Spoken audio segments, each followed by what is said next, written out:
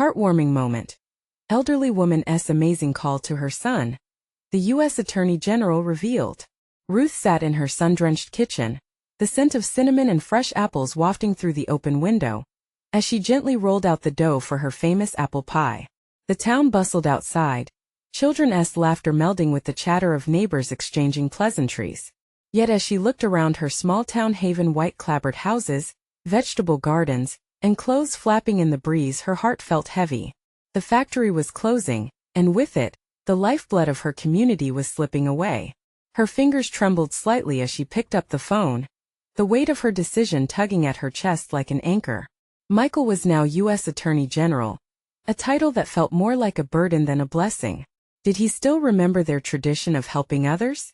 How they delivered food baskets each Christmas? The thought of asking him for help filled her with doubt, but what could be more important than the futures of neighbors she loved? Michael, she said when he finally picked up, her voice light with hope. Hey Mom, he replied, his tone clipped, distracted by the world of politics. The silence stretched uncomfortably. What's up? Ruth's heart sank as she spoke, pouring out her fears about the factory. Each word felt like a plea, a lifeline tossed into the abyss. But he rattled off soundbites talking of policies and reforms, his voice slick and polished. She tried to catch his eye through the phone, but it fell flat, leaving her feeling smaller than ever. As the days slipped by, Ruth leaned on her neighbors. They organized fundraisers, shared resources, and wrapped each other in comforting hugs. It was a battle, yes, but a beautiful one, born out of kindness and resilience. Their unity shone brighter than any factory could. Ruth felt a pang in her chest, torn between the faith she had in Michael and the painful reality of the life she knew. Yet Michael remained encapsulated in his world, unaware that life in the small town continued to flicker like a candle teetering in the wind. He prepared for a press conference, burdened by the weight of expectation, while Ruth fought to hold on to the very fabric of her community. Just as despair began to creep in, something remarkable happened. In the midst of his polished speech, he paused, vulnerability washing over him like an unexpected rain shower. My mom called me, he said, and the crowd leaned in, breath held in expectancy. She reminded me of what we've always believed, that community matters. As tears prickled in Ruth's eyes, she felt hope ignite in her chest like a spark. Her son recognized the pain back home, but as cameras flashed and reporters clamored for words, she was left wondering, was this the bridge to understanding they both needed? Could their bond be rekindled amidst the chaos of ambition? Heart-pounding, Ruth clutched the edge of the fence, longing for a connection lost in the noise. The tension hung in the air, heavy with possibility. What came next? Would their story echo with reconciliation, or would silence loom larger than ever?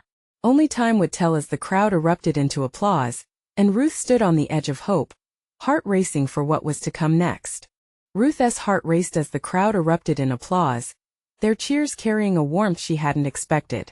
She felt a part of that moment, though miles separated her from the bright lights and glimmering cameras. As Michael stood before the audience, she could read the shadows of uncertainty on his face, a silent plea for connection hidden behind the facade of power. Days passed, and the echoes of Michael's speech reverberated through the town. People spoke of it in hushed tones at the diner, their faces lit with a flicker of hope. Did you see him?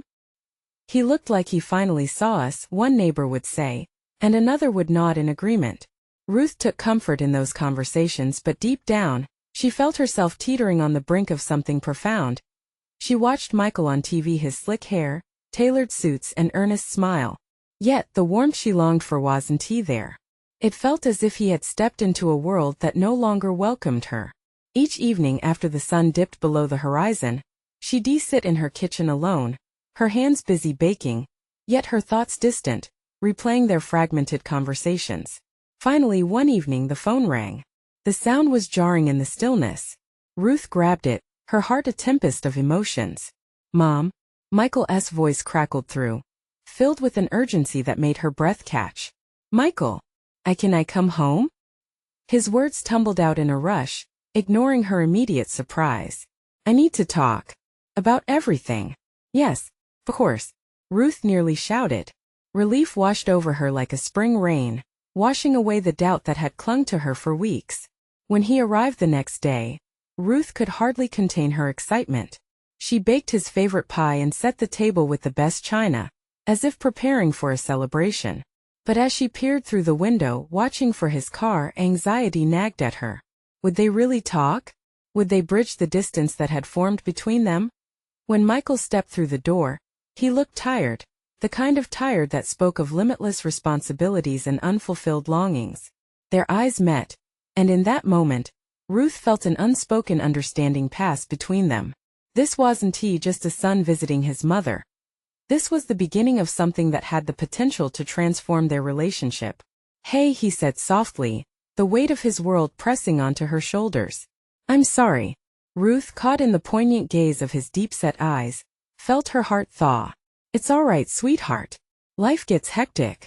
She gestured outside to the garden, bursting with color, a testament to her and the community's hard work.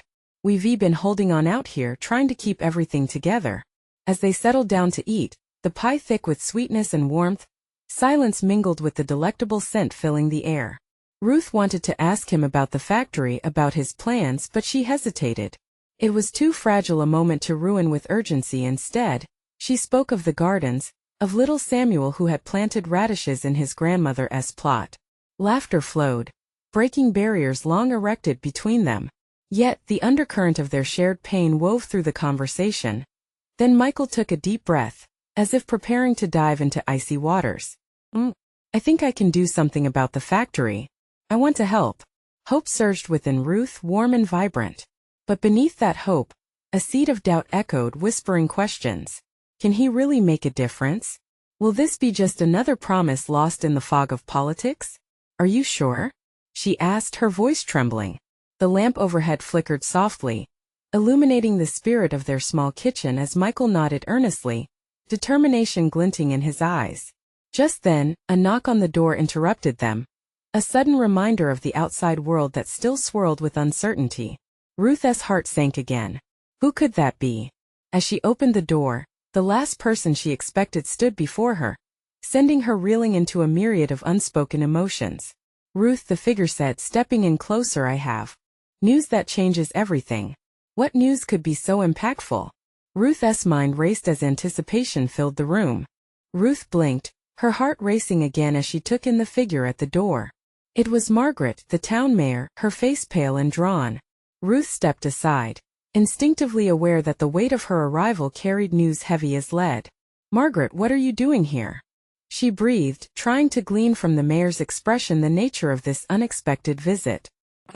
I need to talk to you and Michael," Margaret said, her eyes darting anxiously to Michael, who had remained silent, a thick tension settling into the air between them. Ruth watched her son carefully. His brow furrowed, a mix of curiosity and dread forming an unholy alliance on his face. "Come in," Ruth said, her voice shaking slightly. She led them both to the small dining table where they had just shared a precious moment. Everything felt surreal. Once seated, Margaret's fingers fidgeted with the edge of the tablecloth. "I wouldn't have come if it wasn't urgent." The room felt smaller with each tick of the clock on the wall. Ruth's mind raced, a dozen scenarios playing out. Was it about the factory? Something else? "Michael," Margaret began, directing her intensity to him, "the factory, it's in serious trouble. The owners are planning something drastic and I think you need to know." He leaned forward, his eyes locked on her. "What do you mean? What are they planning?" "They want to lay off a huge part of the workforce." "This isn't just a rumor, Michael. I have documents that suggest they'll announce it within days. The community and your mother are going to be hit hard." Ruth's breath caught in her throat as she watched Michael process this information. His expression shifted from anxious concern to a fierce determination she had not seen in a while. "What can we do?" he asked, his voice steady now, the uncertainty washed away with the urgency of purpose. It was the son she remembered, fiercely protective, eager to stand for what was right. Margaret's gaze softened, but her voice remained urgent. "I believe you have influence now. If we rally the community and get the press involved, we might be able to push back against it. But we need to act, and fast." Ruth felt a swell of pride tug at her heart. Her son, her Michael, was standing tall again, ready to fight for their town. The kitchen, once merely a backdrop of their reunion, transformed into a war room of sorts, filled with purpose. "I can talk to the media," Michael announced, the fire in his eyes igniting hope in Ruth's chest. She could hardly contain herself, a wave of encouragement washing over her. "Let me call some folks," Margaret added, pulling out her phone with urgency. "We can't afford to waste time." In that moment all doubt faded. The factory was a looming cloud, but now they had a chance to break free from its shadow. Ruth felt the strength of their community behind them, a force of voices ready to rise. But just as they were about to strategize, Michael's phone chimed. They all paused, the weight of what was happening suffocating yet exhilarating. He glanced at the screen, and a look of confusion crossed his face. "It's my chief of staff," he said, swiping to answer, his voice now measured and professional. "What's going on?" Ruth sat on the edge of her seat, her heart thumping as she waited for the outcome of this call. What new developments could complicate their plans? Was there more news that could shake the very foundation of their hopes? As Michael listened, a frown deepened. He exchanged rapid-fire comments before finally saying, "I'll be there as soon as I can." He hung up and turned to Ruth and Margaret, his expression cryptic yet urgent. "I have to go. Something big just came up. But I'll be back." Ruth felt the air leave her lungs. "What is it?" But he didn't answer. Not wanting to draw out the worry, he grabbed his coat and paused at the door, looking back at her. "Mom, we will fight. Together." With that he left, the door clicking shut behind him. Ruth stood frozen, her hands trembling slightly. What would happen next? What was waiting on the other side of Michael's call? Margaret's hand was warm on her shoulder as they both stared at the closed door. The weight of the world draped heavily on their shoulders. A storm was brewing, but Ruth felt a flicker of hope. Could they really make a difference? The whispers of uncertainty lingered as the sun began to set outside. Bathed in shades of orange and purple, a strange beauty wrapped in chaos. And when would Michael return with possibly life-altering news? Would it bring them closer together or shatter the progress of this fragile reunion? Ruth remained at the table, the din of echoes in her mind racing faster than her heart. She stared at the empty space where Michael had just stood, her thoughts tumbling over one another. What could be so urgent that Michael had to leave? Was it connected to the factory troubles? "Ruth?" Margaret's voice broke through the fog in her mind. "We need a plan. We can't just wait here." Nodding, Ruth blinked hard, forcing herself to focus. "Right. What do you suggest?" Margaret exhaled slowly, her brow furrowed with concentration. "We should gather everyone we need to get their stories, their voices. If we're going to fight, we need them on our side. The employees, their families, they need to know what's coming." Ruth rubbed her temples, feeling the weight of worry creep back in. "But where do we even start? How about the community center?" Margaret suggested. "It's big enough and it's where people go for help. We can set up a meeting there tomorrow." Ruth's heart raced as she considered the idea. The community center could unite the disheartened laborers, but could also ignite hope. "Yes, we can hang up flyers. I know some folks who still have leadership roles in various organizations." Her voice shook with determination. "We can't let them feel alone in this." The mayor's hands tightened around her phone, paging through contacts as she spoke. "I'll reach out to local journalists too. If we can get the press involved, it'll amplify our voices." The prospect jolted Ruth's hopes, but a sliver of doubt crept back in. What if it backfires? What if it puts Michael in a bad position? What if— "Stop," Margaret cut her off gently. "You have to believe in your son. He volunteered for this. He knew he'd be the voice of change." Ruth remembered Michael's fierce eyes, the way he had looked at her moments before he rushed out. That fire in him wasn't just for show, it was real. Maybe, just maybe, they could make a difference. Suddenly the phone rang, breaking the tension. Ruth practically leaped for it, her heart pounding as she recognized the caller ID. "It's Michael." She answered quickly, breathless. "Mom," his voice was slightly winded, as if he had been running. "You won't believe what just happened." Ruth held her breath. "Michael, what is it?" "There's been a huge development at the factory. Someone just tipped me off about a protest that's going down at the same time as the layoffs. I think we need to act now." "Protest?" Ruth's pulse quickened. "What do you want to do?" "I want us to organize our own presence there," he said. "Let us show our solidarity. We can't let them feel unsupported." Ruth glanced at Margaret, who nodded fervently. Yes, this could be our chance. Michael's voice returned to her. I'll pick up materials and some signs. Can you start mobilizing people? Let them know how important it is they stand with us? I won't let you down. Of course. Ruth looked at Margaret, and they exchanged determined glances. Let us make this count, Ruth said, her heart swelling with resolve. See you soon, he said, and the line went dead. Ruth placed the phone on the table, her hands shaking with excitement. We need to get going. Every minute counts. Margaret stood up. Then let us do it. We have a town to rally. As they moved, something in Ruth clicked into place. She wasn't just fighting for Michael or the factory. She was fighting for everyone who needed to be heard. A sudden determination coursed through her veins. They were about to stand up for their community, and it felt exhilarating. But as they stepped outside, ready to put the plan into motion, they were met with a sight that made Ruth's heart drop. A group of protesters outside the factory gates. Their faces a mix of defiance and fear. What was brewing within that crowd, and how much power would they wield against the impending disaster? Would they become allies or foes in the fight ahead? Ruth's heart raced as she took in the scene before her. The group of protesters gathered just a few steps away, their banners flapping in the brisk wind, some slogans scrawled in paint, others hastily drawn with markers. Faces of familiar friends were visible among them, mouths moving fervently but muted against the noisy backdrop of uncertainty. Fear sat heavily in the air, thick and palpable. Margaret whispered, pulling her back to the moment. Maybe this is exactly what we need. They're already fighting. We can join forces. Ruth turned to her, their eyes locking. Join them? The idea sent a cascade of hope through her.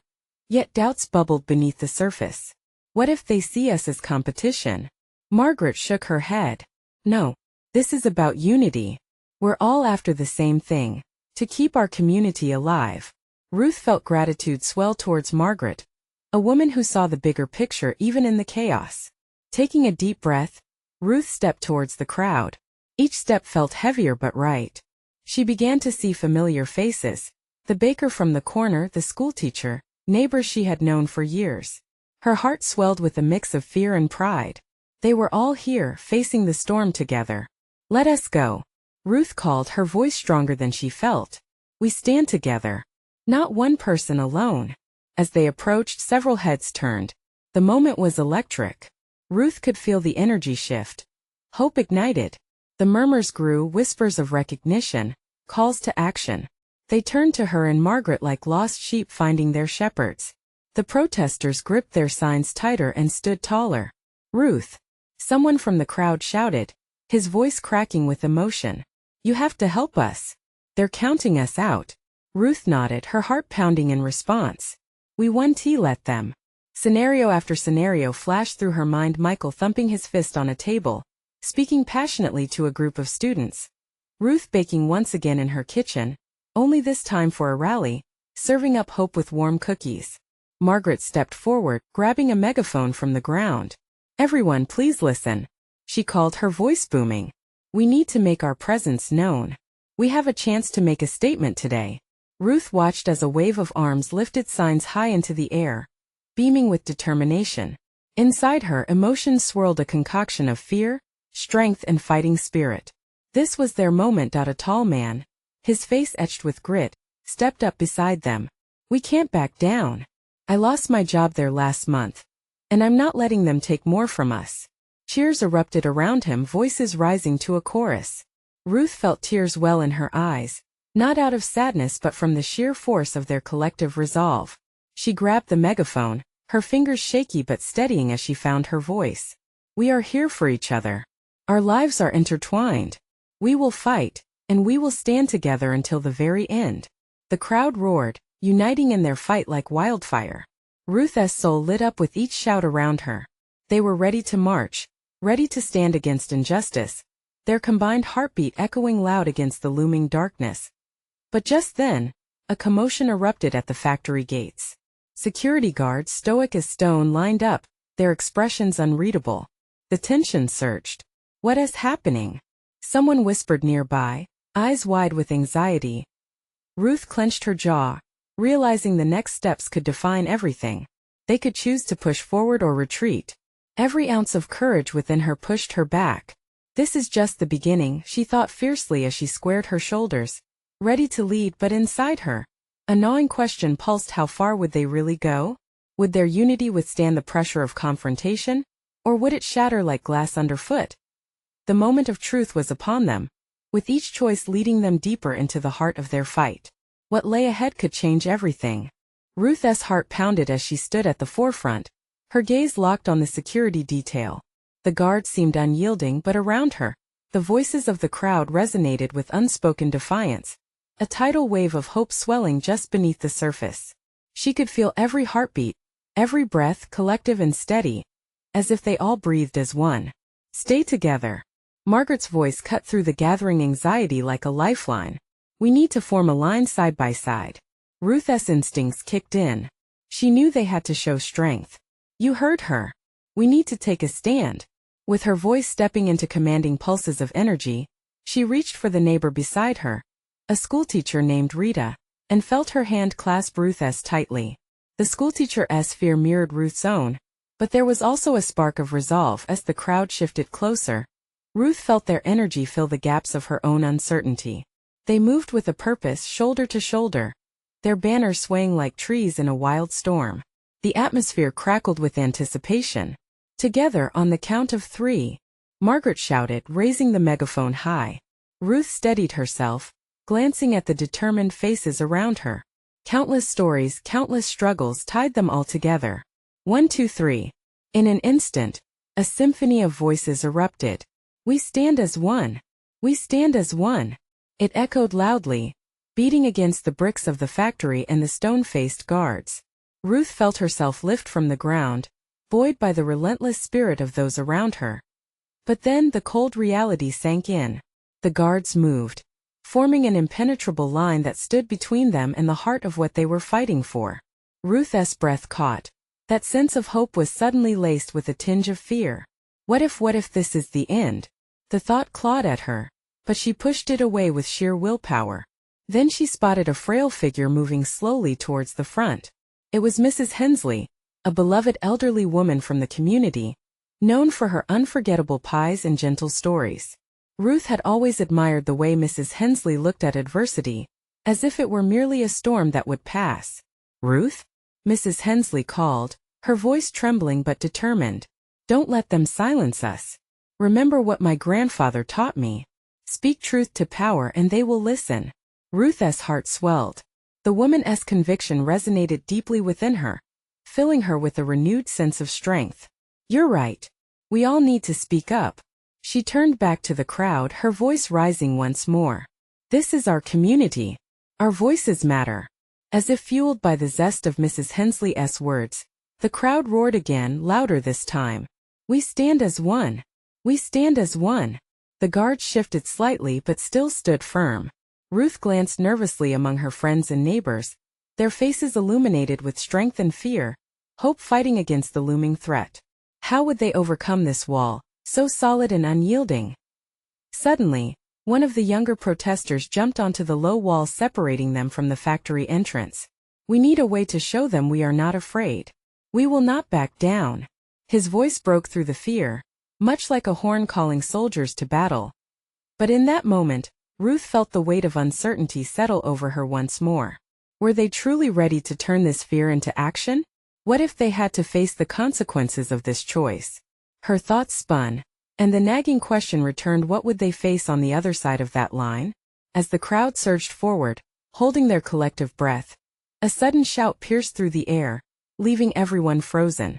Someone had spotted something at the factory gates, something that could change everything. What is it? Margaret asked, fear threading through her voice, eyes darting among the crowd. Ruth turned, and as she looked deeper into the heart of the scene unfolding, she realized this was only the beginning. Would they stand strong together when the real battle began? The commotion at the factory gates sent a ripple through the crowd, a crack in the exterior calm that soon threatened to widen into something more chaotic. Ruth squinted, trying to make sense of the shadows shifting under the bright lights strung above. It was then that she heard it, an unmistakable voice rising above the others. Everyone, follow me. It wasn't just any voice. It belonged to Clara. a spirited 20-something with fiery red hair and a heart that matched. Her passion had always captivated Ruth. We need to show them we're not just faces in a crowd. Let us bring our stories to them. As Clara pressed forward, Ruth felt the crowd shift, pulsing toward the surge of energy surrounding her. It was infectious. What does she mean? Ruth whispered to Rita. I think she wants us to make a human chain.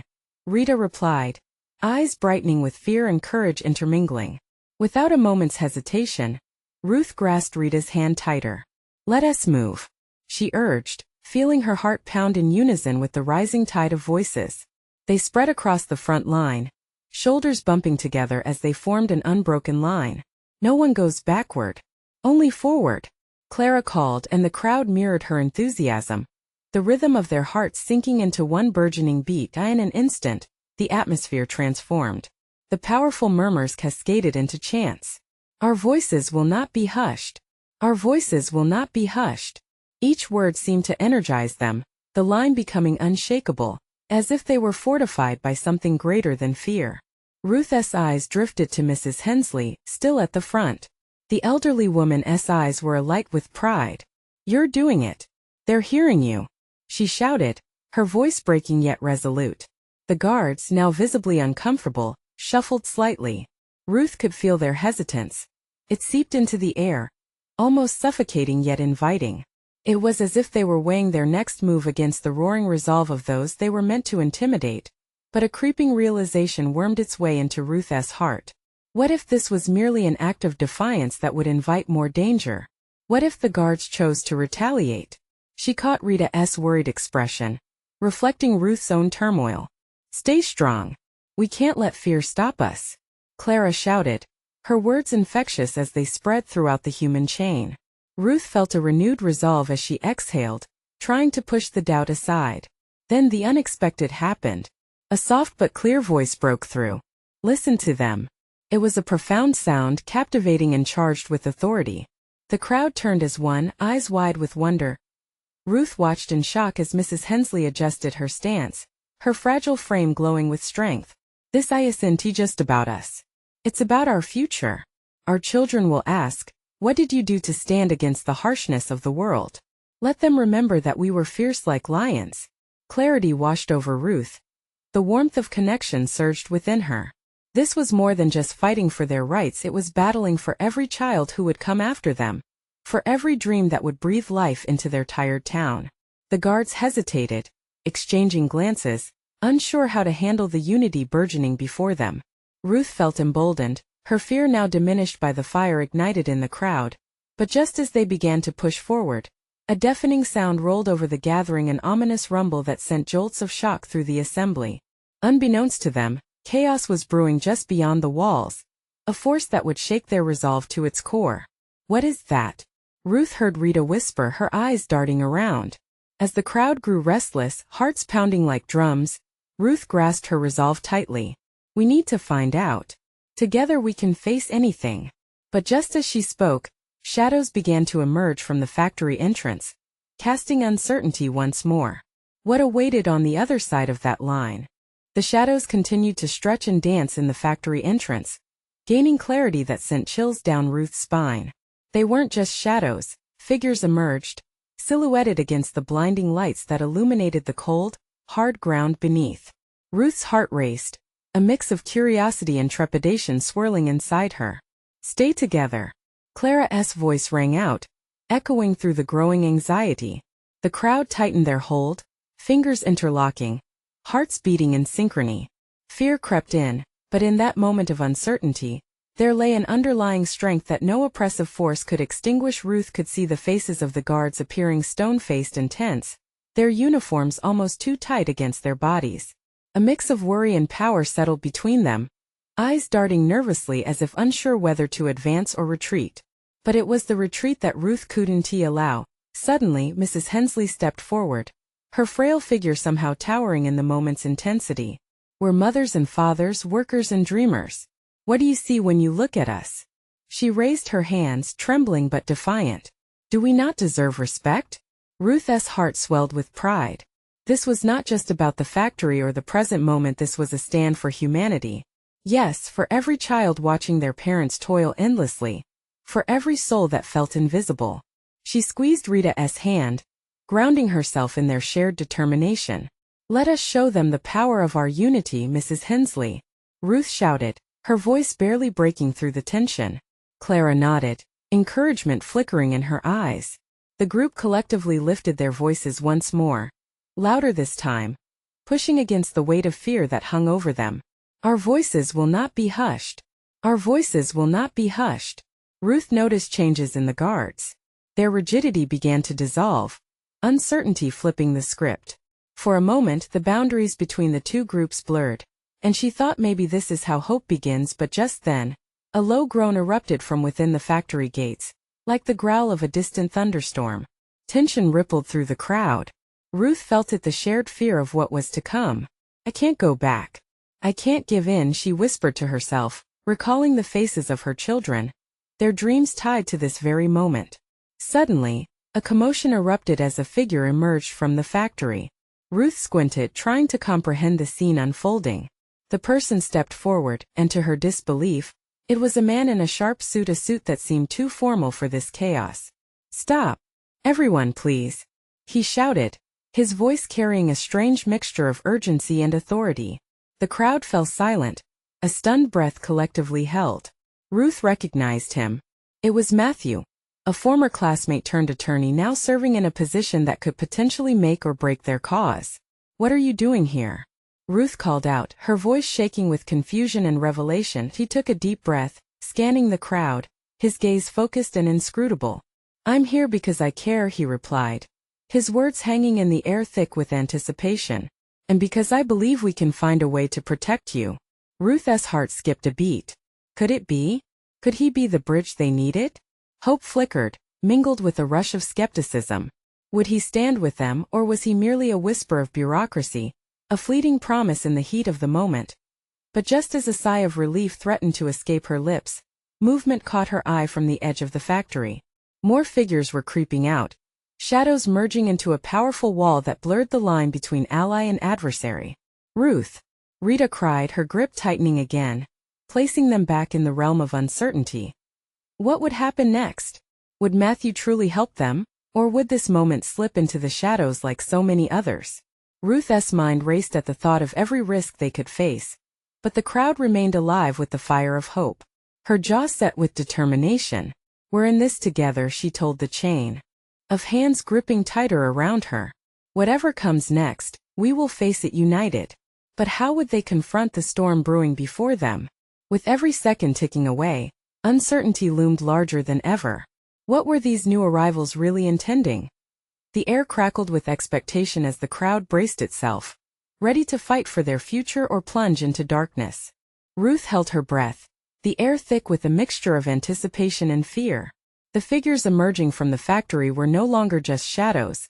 They shaped into a coalition of stern gazes, each newcomer wielding uncertainty and authority.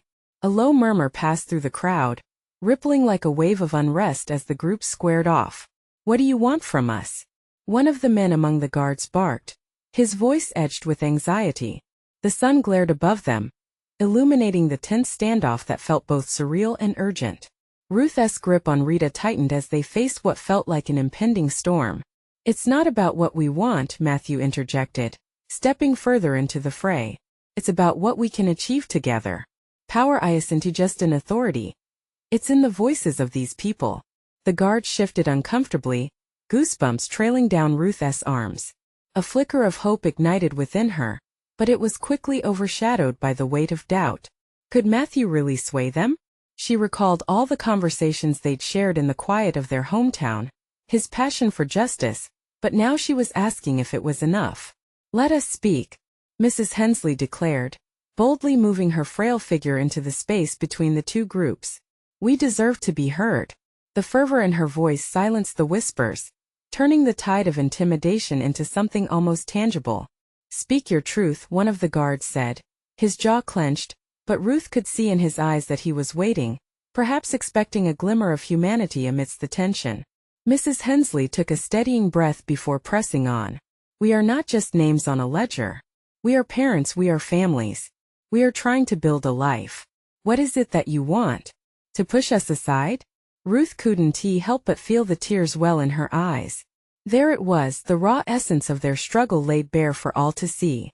She could almost see the cracks forming in the guard's facade, the humanity peeking through. Every day we come here, our children look up to us. They expect us to return home safe and whole. We cannot lose this fight. Why should we care? A younger guard interjected, the bite in his tone revealing vulnerability. Before Mrs. Hensley could respond, Matthew jumped in. Because it affects all of us. You see only your orders, but we're all part of this community. You want to protect your families too. This tension must end. The crowd swelled with noise, voices intertwining in a chorus of emotions. Ruth could feel her heart pounding, thundering at the notion of shared struggle, brokering peace where there shouldn't be any. It was a messy, imperfect exchange, but it was a beginning. Just then a shriek cut through the chaos. Ruth turned, spotting a child sobbing as he clutched a crumpled paper in his tiny hands. It was Tommy, the baker's son. My mom! He cried, and with that one terrified outburst, the atmosphere shifted again. Ruth reached for Tommy, kneeling before him. What's wrong, sweetheart? She didn't come home. He wailed, tears streaking down his cheeks. She said she would protect me, but she's still at the factory. Heart aching, Ruth glanced back at the factory, the memories rushing in of a time before all this, the laughter, the friendships formed over trays of cookies and coffee breaks. Her determination surged again, propelled by Tommy's sorrow. I promise we'll get your mom back. Ruth looked up, a fierce resolve igniting her words. The crowd held its breath, waiting for a spark of action as hope filled the air. Ruth felt the tide change within her. Together we can make a stand. Let us go in and make sure everyone is safe. But even as determination took hold, Ruth recognized the weight of what lay ahead.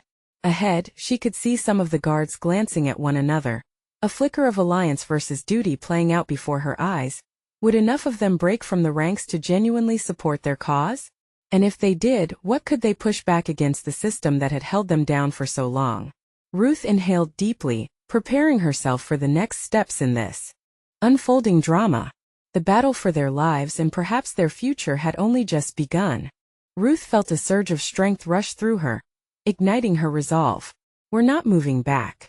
We're moving forward, she shouted, standing tall among the crowd.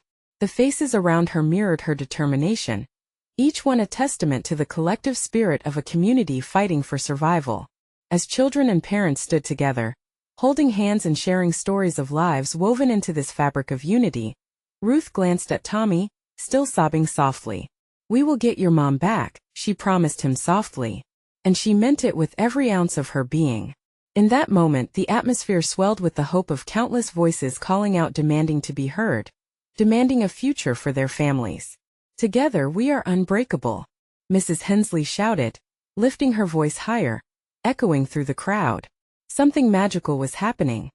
Suddenly Michael strutted back into the scene, a touch out of breath with fire in his eyes. I heard what's going on. We need to match their energy. His presence broke through the simmering tension like the dawn after a long night.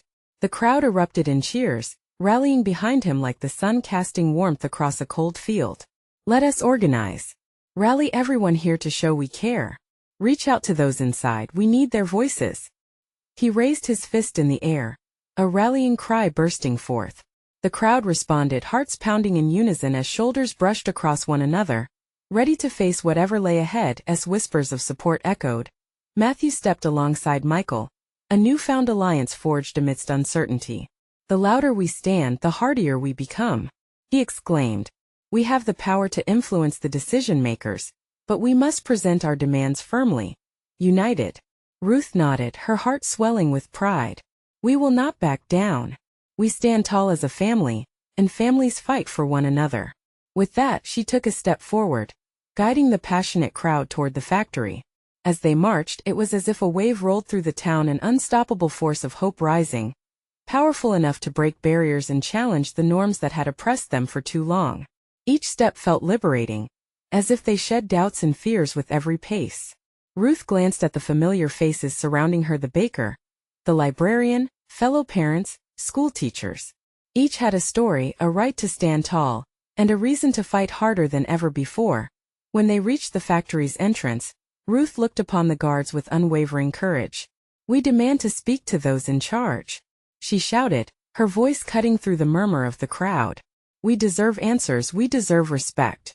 It was a communal battle cry, a request transformed into a demand that rang through their skin and bones like gospel. Then they saw movement at the gate, more figures emerging. Workers, disillusioned but not defeated, stepped out into the light, eyes wide with recognition. They were the ones whose lives hinged on the decisions made within those factory walls. A sense of empowerment rippled through the crowd at the sight.